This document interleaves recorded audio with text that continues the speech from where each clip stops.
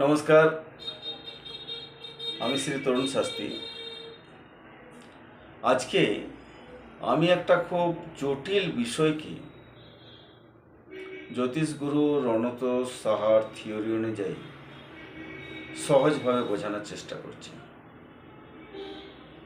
বিষয়টা হয়তো আপনারাও জানেন যে অত্যন্ত জটিল বিষয় বর্তমান যুগে, সেটা হচ্ছে চাকরি। এমনি জ্যোতিষেও এটা বিচার করা খুবই জটিল, তবু আমি সহজভাবে আপনাদের সামনে বোঝানোর চেষ্টা করছি। আর চাকরির জটিলতা তো আরও জনসংখ্যা বৃদ্ধির সাথে সাথে চাকরির জটিলতা আরও বেড়ে গেছে বর্তমান যুগে, তো আরও। তো তবুও কিন্তু সকলেরই লক্ষ্য একটাই, যে কিভাবে আমি একটা চাকরি পাব।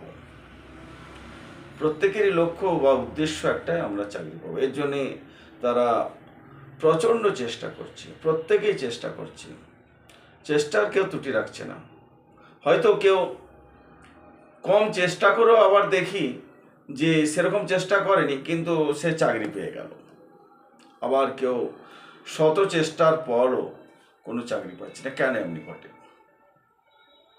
এটাই আমার আজকের আলোচনার বিষয়বস্তু বা বিচারের বিষয়বস্তু। এর জন্য আমি কিন্তু ভাবভিত্তিক বিচার, আরএস থিওরি অনুযায়ী ভাবভিত্তিক বিচার করলে দেখা যাবে যে লগ্ন হচ্ছে না, আপনার যদি জন্মছকে আছে তো লগ্ন হচ্ছে না, মিলিয়ে এলেন একটু। এই আপনাকে প্রকাশ করে কে? বাণীর মাধ্যমে, যে আমি অমুক, সেটা হচ্ছে দ্বিতীয় ভাব। তাহলে আর ভাগ্য ভাব হচ্ছে নবম ভাব। সেই ভাগ্য ভাবকে প্রকাশকে করছে, এনহ্যান্স করছে কে? দশম ভাব। তাহলে দশম হচ্ছে কর্মভাব। তাহলে এবং দশমের নবম ভাব হচ্ছে বা কোন ভাব হচ্ছে? ষষ্ঠ ভাব। ষষ্ঠ ভাব হচ্ছে দ্বিতীয় ভাবের পরিণামী ভাব।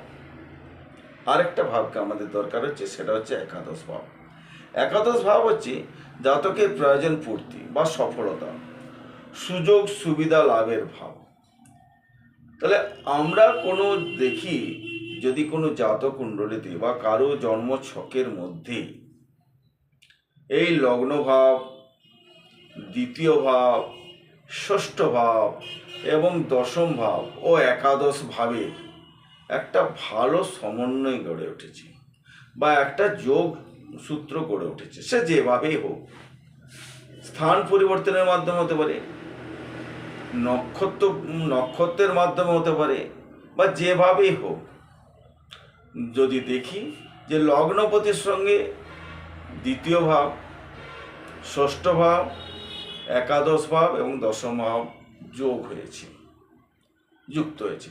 যদি দেখি দ্বিতীয় ভাবের সঙ্গে ষষ্ঠ ভাব, দশম ভাব, একাদশ ভাব যুক্ত হয়েছে, যদি দেখি যে ষষ্ঠ ভাবের সঙ্গে দ্বিতীয় ভাব, দশম ভাব, একাদশ ভাবে যুক্ত হয়েছে, যদি দেখি যে দশম ভাবের সঙ্গে একাদশ ভাব এবং লগ্ন ভাবে যুক্ত হয়েছে, তাহলে আমরা অবশ্যই ধরে নিতে পারবো যে এই জাতক চাকরি করবে। আগেই বললাম যে কী ধরনের কাজ করবে, কেমন কাজ করবে, এই বিষয়টা একটু আরও জটিল এবং গভীর। এ নিয়ে আপনাদের সামনে আগামী দিনে আলোচনা রাখবো। কিন্তু আজকে যেটা আলোচনা, সেটা হচ্ছে চাকরি। সেটার জন্য আমি যে সূত্রগুলো বললাম, যে জন্মছকে যদি এই যোগগুলো থাকে, আপনারা সহজেই বলে দিতে পারবেন যে চাকরি করবে, বা ধরে নিতে পারেন এ চাকরি করবে। ধন্যবাদ। ভালো থাকুন, সুস্থ থাকুন। ভালো লাগলে লাইক এবং কমেন্ট বা শেয়ার করবেন।